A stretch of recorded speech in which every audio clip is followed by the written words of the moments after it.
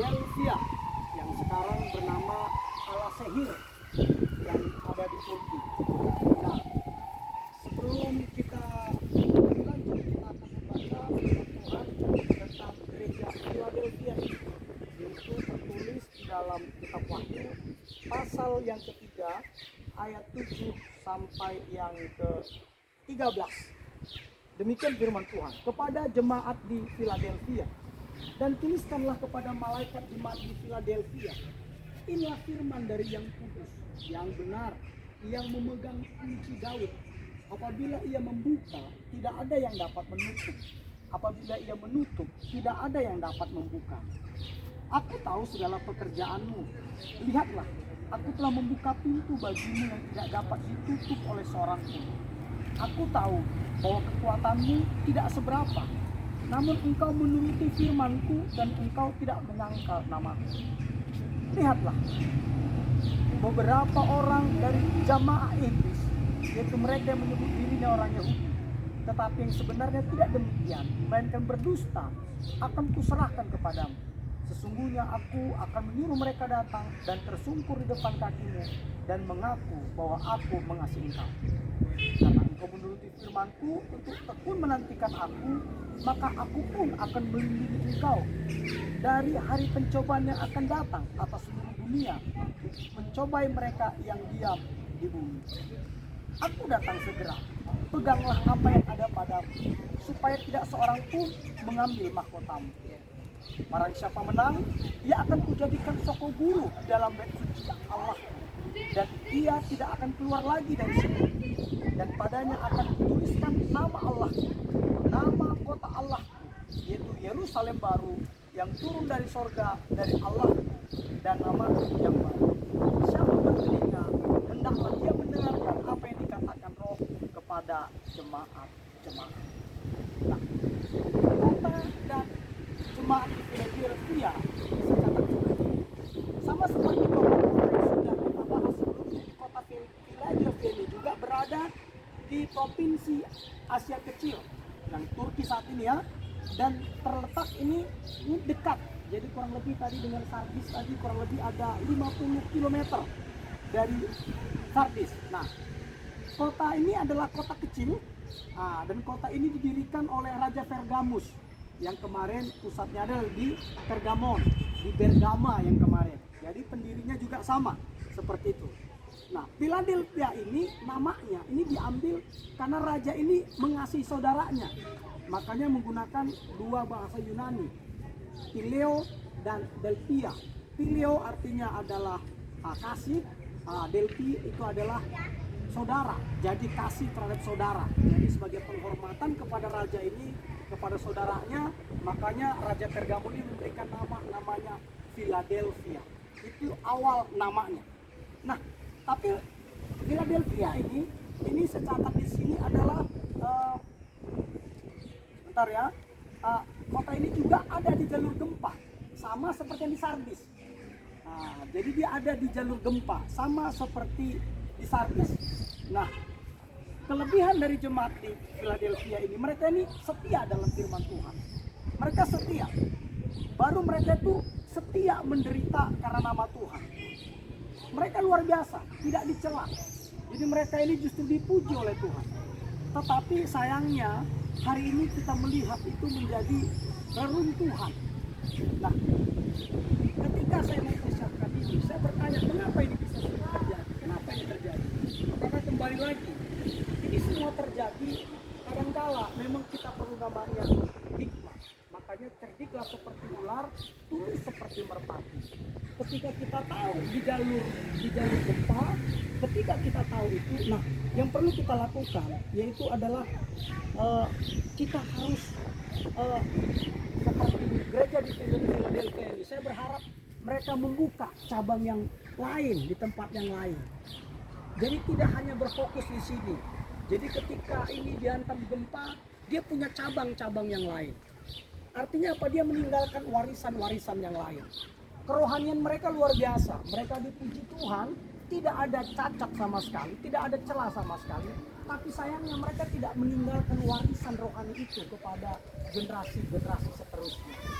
Kenapa? Karena mereka hanya sibuk sini dan mereka tidak mempersiapkan untuk mendirikan di tempat-tempat yang baru. Makanya saya secara pribadi sangat-sangat mendukung program dari pendiri dari GBI, yaitu mendirikan 10.000 jemaat. Dan saya bersyukur di antara kita adalah orang-orang yang mendirikan jemaat, artinya gereja. Saya tahu seperti Pak Eko, Ibu Lydia, mereka ini benar-benar mendirikan gereja di Kalimantan Tengah. Mereka mendirikan, puji Tuhan, ada 3 cabang gereja kita saat ini di sana, GBI Tahta Daud, begitu, yang digembalakan Pak Ardi. Kenapa? Karena kita tidak tahu apa yang terjadi nantinya di Jakarta. Kadrun-kadrun udah kemana-mana. Jadi lebih bagus, ayo kita bawa ke Kalimantan Tengah contohnya. Dan kami memang melakukan itu. Kenapa kami melakukan itu? Karena memang hanya seperti itulah caranya. Mati satu seharusnya tumbuh 1.000. Itu seharusnya. Bukan menjadi puing-puing. Jadi pelajaran bagi kita hari ini, yuk, kerohanian kita harus kita wariskan ke anak cucu kita. Harus kita wariskan. Kita bisa bercerita kepada anak cucu kita bisa ajak mereka ikut dalam pelayanan, dan juga kita bisa ikut mereka, kita ajak mereka untuk terlibat, mungkin membantu ₹1, ₹2 kepada gereja-gereja di daerah. Itu sebagai wujud warisan kita. Contohnya waktu itu STC, ya kami suami istri ikut membantu 1 meter persegi berapa juta waktu saya lupa. Saya dan istri ikut membantu. Nah, jadi singkat cerita saya mau beritahukan, yuk kita harus meninggalkan kebiasaan. Mereka memang tidak ada kurang-kurangnya.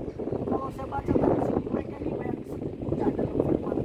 Mereka ini setia. Luar biasa, tidak ada kurang-kurangnya, tidak ada. Kurangnya itu adalah, di sini saya catat adalah mereka membangun gereja di jalur gempa dan tidak meninggalkan warisan dengan membangun gereja-gereja berikutnya. Itu cabang-cabang dari gereja Philadelphia.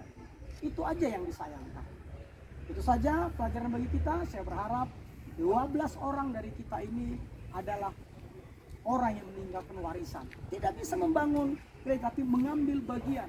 Satu bata sudah menjadi bagian kita untuk dibangun. Itu saja.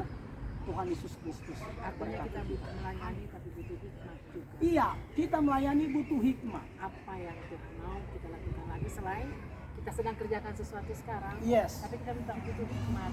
Yes, betul. Iya. Jadi harus seperti saya udah cerita kemarin sama Ibu Grace. Jadi jangan masukkan, kalau dalam bisnis, jangan masukkan bisnis kita itu di keranjang yang sama. Karena di situ lagi potensinya luar biasa. Kita semua kita masukkan apa kita, modal kita, bisnis kita di situ. Harus mulai berbisnis itu harus mulai kita masukkan di properti, masukkan di A, masukkan di B, masukkan di C. Ya, apa yang paling menguntungkan ya kita masukkan lebih besar. Tapi jangan lupakan C, D, E dan sebagainya. Kalau Sehingga ekonomi dunia jangan masukkan semua telur itu satu keranjang. Iya. Jadi benar-benar kita harus bijak. Kita harus bijak. Karena apa? Jangan hanya kesetiaan kita itu hanya kita nikmati masa kita, tapi tidak dinikmati oleh keturunan kita. Itu saja. Tuhan Yesus Kristus. Yang penting doa kita adalah Ibu Hendy. Dan nanti untuk doa penutup di gereja terakhir nanti itu Laodikia adalah Ibu Mekia. Iya. Ada Mekia. Ya, sesuai dengan nama Ibu Mekia, Laodikia juga sama. Waktu lagi berarti ya. Sepakat. Yuk, mari kita berdoa dipimpin oleh Ibu.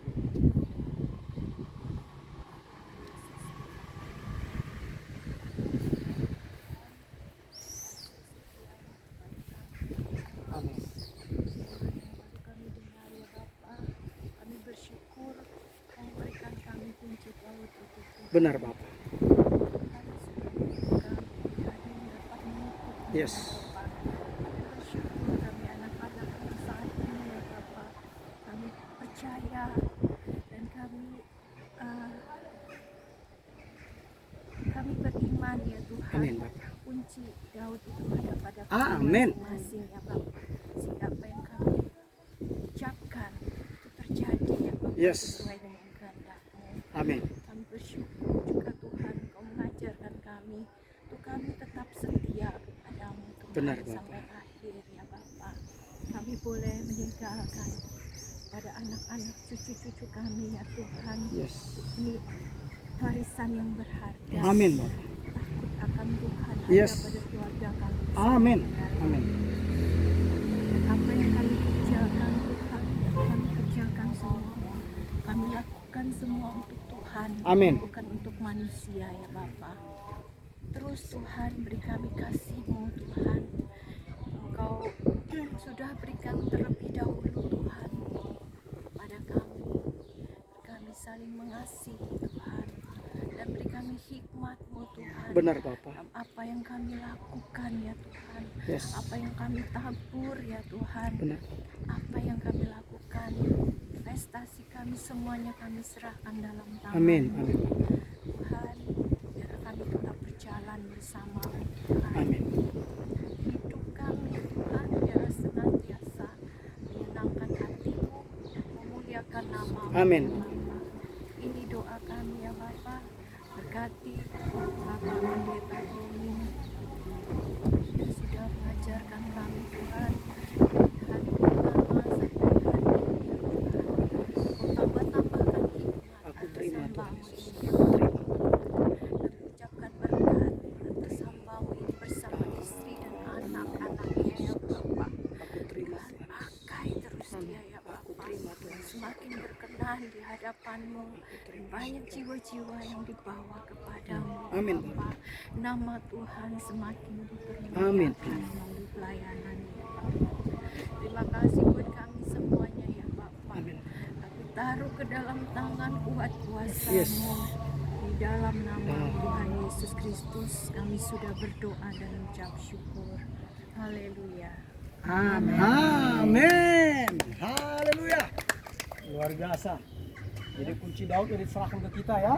Amin. Luar biasa. Tinggal kita gunakan dan kita doakan supaya anak cucu kita juga turut menikmatinya. Amin. Dalam nama Tuhan.